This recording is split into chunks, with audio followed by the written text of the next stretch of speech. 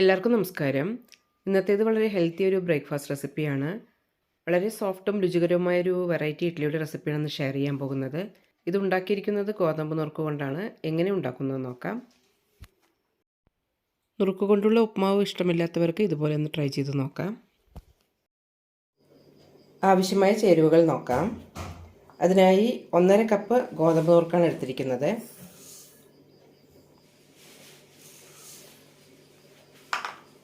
അരക്കപ്പ് ഇഡ്ഡലിയരി, 1/2 ടീസ്പൂൺ ഉലുവ, അരക്കപ്പ് ഉഴുന്ന്. നന്നായി കഴുകിയെടുക്കാം. വെള്ളം തെളിയുന്നവരെ കഴുകിയെടുത്ത ശേഷം 4 മണിക്കൂറോളം കുതിരാനായി വയ്ക്കാം. എല്ലാം നന്നായി കുതിർന്നിട്ടുണ്ട്. ഇനി ഇത് അരച്ചെടുക്കാം. സെപ്പറേറ്റായി തന്നെ അരച്ചെടുക്കാം. ആദ്യം ഉഴുന്നരയ്ക്കാം.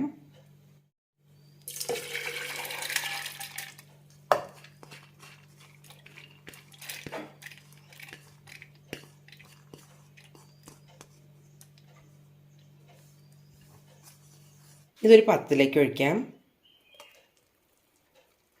കുറച്ച് കട്ടിയിൽ തന്നെ അരച്ചെടുക്കണം. ഇഡ്ഡലിക്കുള്ള മാവായതുകൊണ്ട് കുറച്ച് കട്ടിയിൽ തന്നെ അരച്ചെടുക്കണം.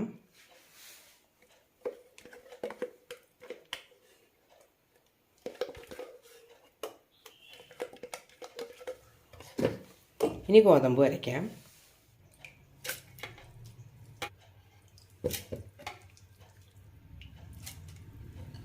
കുതിർത്താനിട്ട് എല്ലാ വെള്ളവും ഒഴിക്കണ്ട, കുറേശ്ശായിട്ട് ഒഴിച്ച് അരച്ചെടുക്കാം.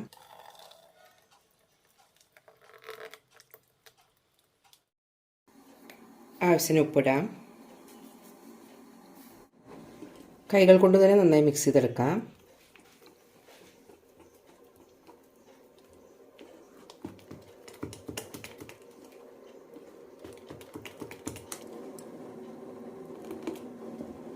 ഇനി മിനിമം ഒരു 6 മണിക്കൂർ പുളിക്കാനായി വയ്ക്കാം.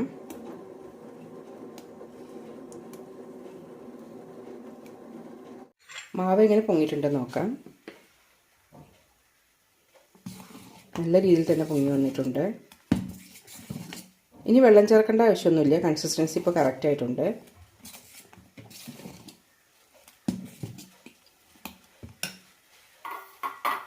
ഇനി എണ്ണ തേച്ച് വെച്ച തട്ടിലേക്ക് ഒഴിക്കാം. തട്ട് ചൂടാകുമ്പോൾ ഒഴിച്ചു കൊടുക്കാം.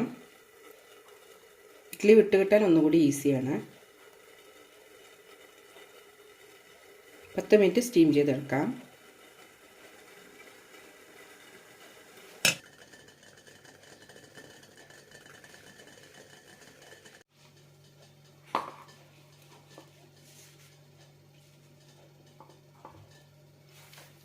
ഇഡ്ഡലിയൊക്കെ നന്നായി തണുത്തിട്ടുണ്ട്. എടുക്കാം.